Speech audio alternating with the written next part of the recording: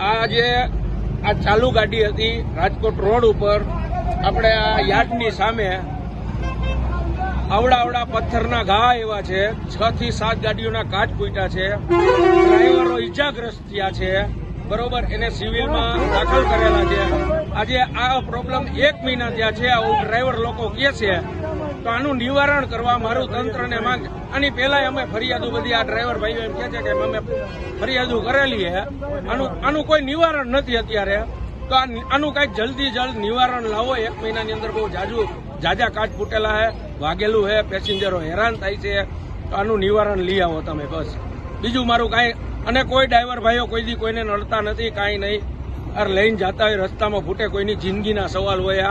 આજે જો 2 જણા પલટી મારતા વાર ન લાગ્યા, આનું તમે કંઈક નિવારણ લઈ આવો. આવડા પથ્થરના ઘા આવે તો આ કઈ નાની વાત નથી.